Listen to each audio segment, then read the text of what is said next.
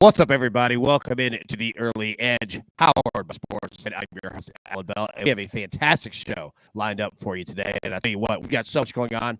We have no time to waste. Let's pick up our scoreboard of how we did yesterday. And this might be the largest one that I have ever seen that we have produced here at the Early Edge. But a nice day. M Squared coming through again. This man, team totals. He even said he's breaking the rules on his Sunday baseball. He fires through it. Fantastic work there. Let's also pull up our super regional plays that we have remaining. And Johnny B, look, showed me, buddy, game 3 today. Oregon State win the series. Both have that. So essentially, we are on Oregon State money line today. Let's bring in the stars of the show and look at a surprise that we have. The Maestro is back. My man has been all around the world.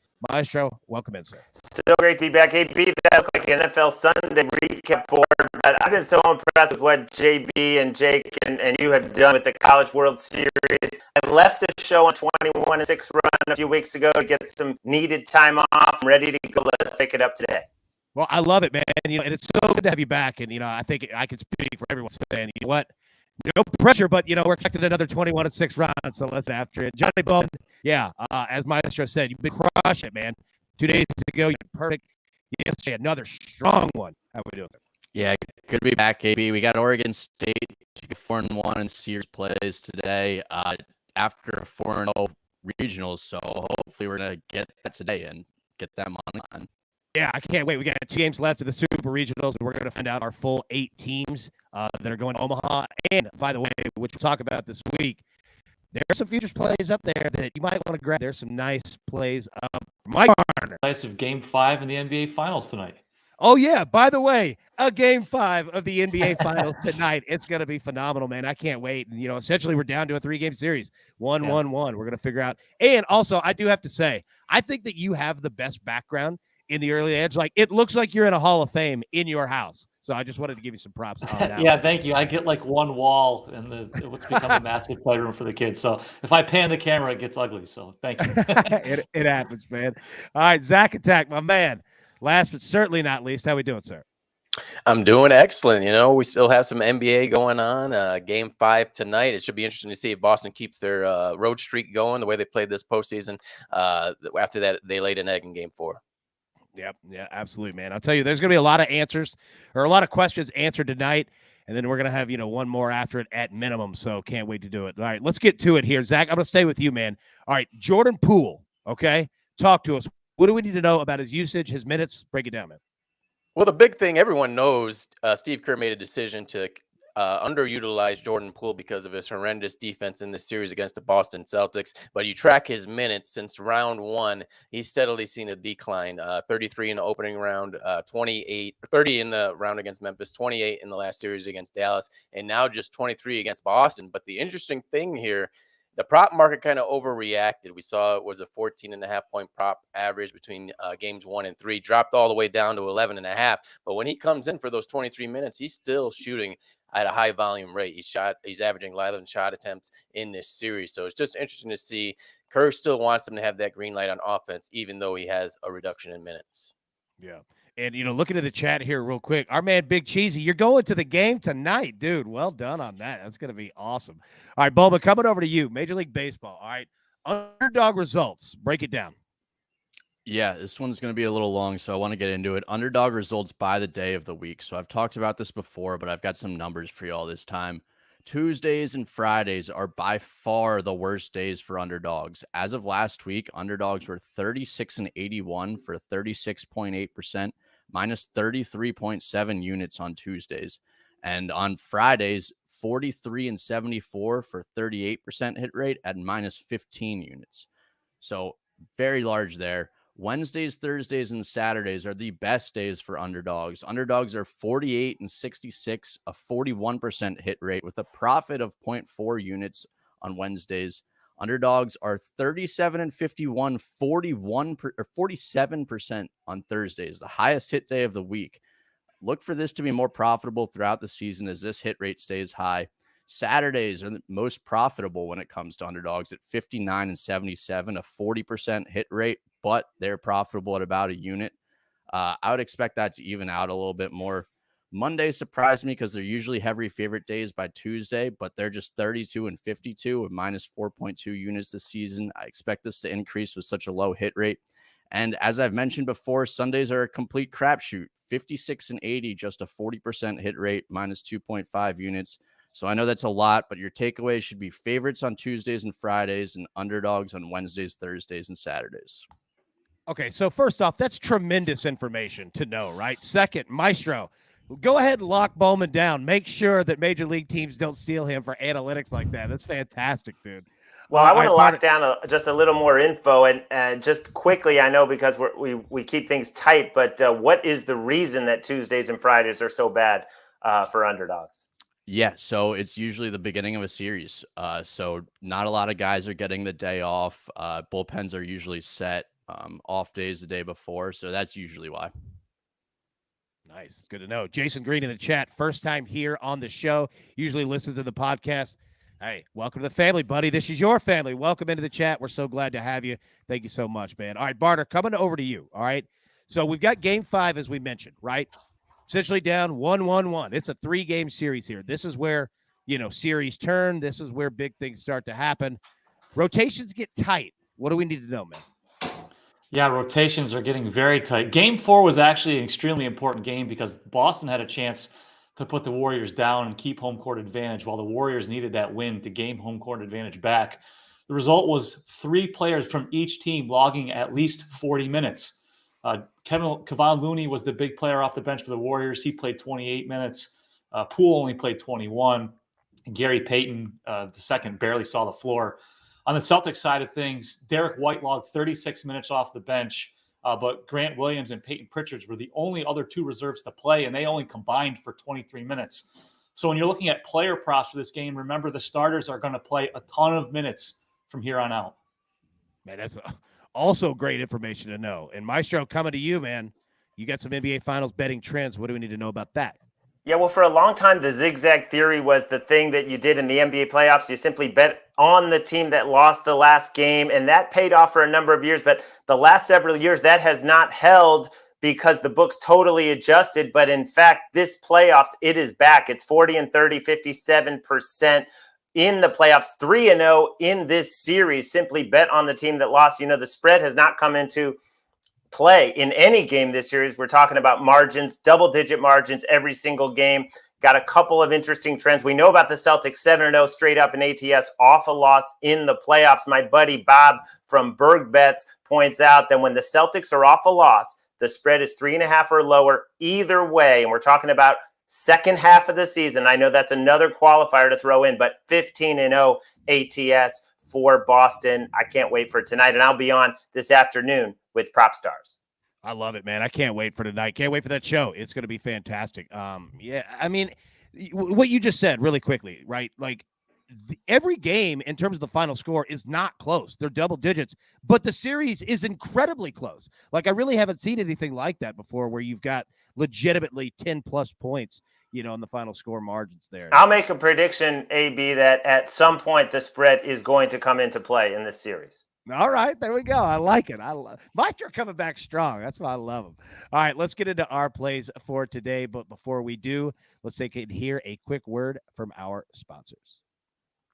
And welcome back. All right, one play today from SportsLine. And we're going to go with our man, Martin W. Green, the guru here. France versus Croatia. We're going to take Croatia +1, Asian handicap -105 at half a unit. Look, France is missing 3 key players off their roster, and also their midfield, no bite whatsoever, which is tough when you're going against a Croatia team that has plenty of bite, like a Barks root beer in their midfield. They're going to be attacking. Take that Croatia +1, Asian handicap at -105 at half a unit. All right, our experts. I want to hear from you. I know we got a ton of plays today. We got a lot of good games on the board. Tell you what, Zach Attack, coming over to you first, my man. Bring it down. What do you got? All right, couple player props. Going to start with an MLB player prop with Alec Manoa over 5.5 strikeouts. It is -140. There is history between the Toronto Blue Jays and Baltimore Orioles involving Manoa. Remember last June, he drilled the Baltimore Orioles player. Both benches cleared. He had to serve a 5-game suspension. So I broke down his 3 starts against the Baltimore Orioles. He's went over six strikeouts in all 3 starts, 6, and then last October with a big number with 10 strikeouts. He's a big, heavy favorite today. I think minus 300. We'll take over on his strikeouts at minus 140. And then Jason Tatum. This one's a scary one here, but I'm going to take under 3.5 threes made at minus 140. We saw the way the Boston Celtics just collapsed in the fourth quarter of Game 4, and it had to do with the way they just fell in love with the three-point shot. I think they missed 6 or 7 in a row down the stretch. We're stuck on 94 points. I think Tatum, as their leader, he needs to assert himself a little bit more. Take it to the hole. Take it to the paint. I've seen so many and ones from him. He gets fouled with those layup attempts. So I think Tatum, and this has been his number through the series. He's averaged 3.5 3-pointers made. I just think he asserts himself a little bit more by attacking the basket and goes under this 3-point prop. Yeah, I'm with you. Him attacking the paint, attacking. Also, not to mention, they've been at their best when his assist game has been high, right? So, yeah, I completely feel you on that. All right, Bowman, coming over to you. So, like we said earlier in the show, me and you, we're essentially both on Oregon State today, money line in college baseball. But you got a Major League Baseball play. Hit us with it, man.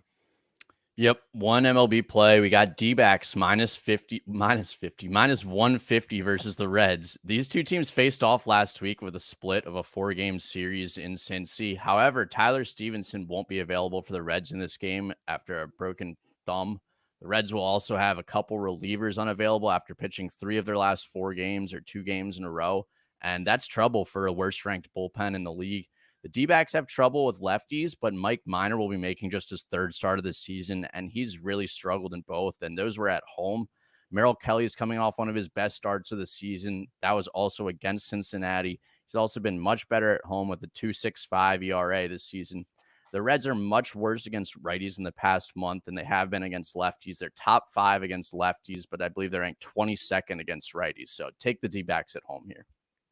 There we go, man. There we go. All right, Barner, coming over to you. You got 2 plays for the NBA tonight, and I'll tell you what, I love both of them. Your second one has just been cash, money, game after game after game. Hit us with the 2, man. What do you got?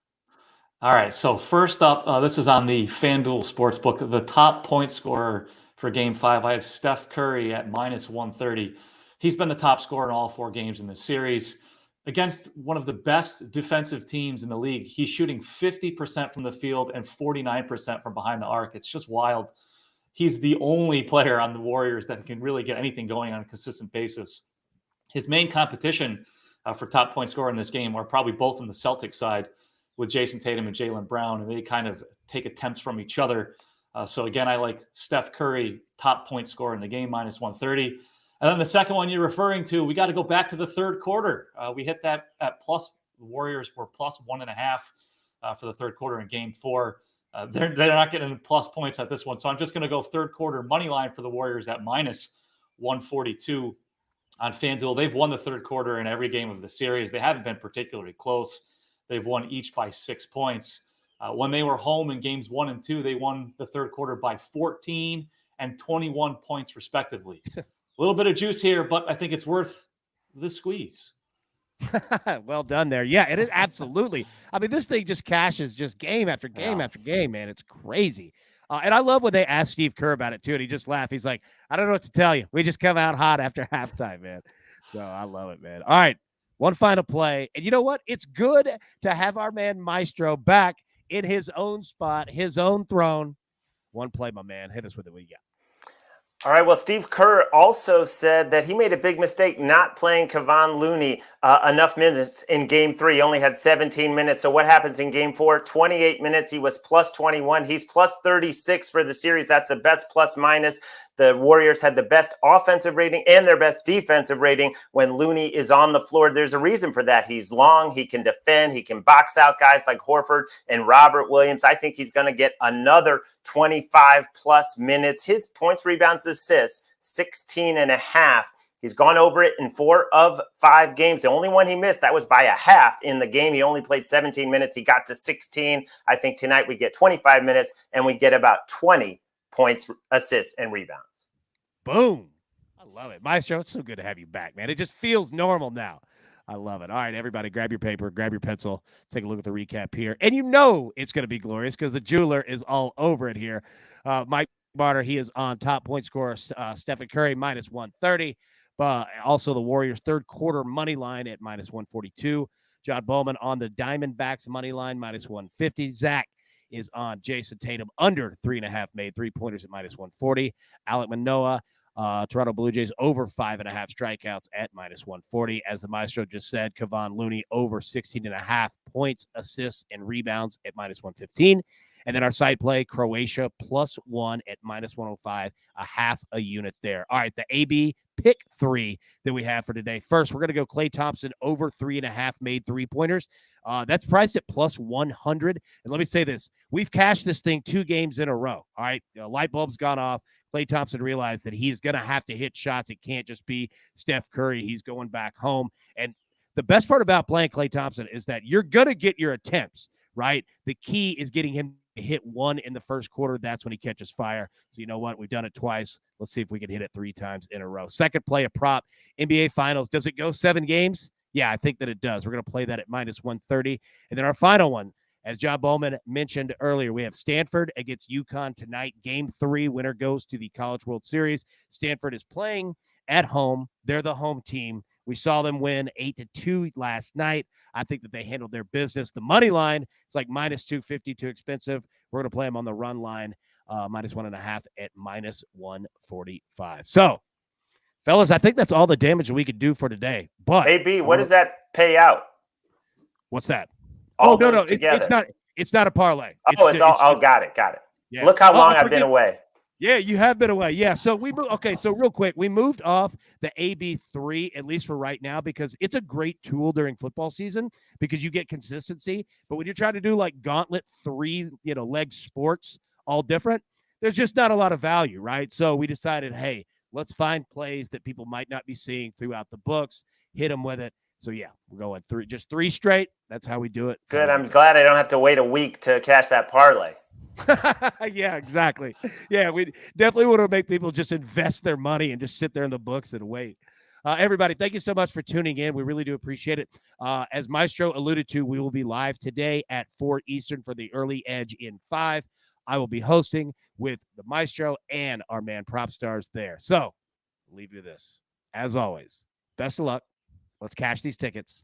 We'll see you tomorrow.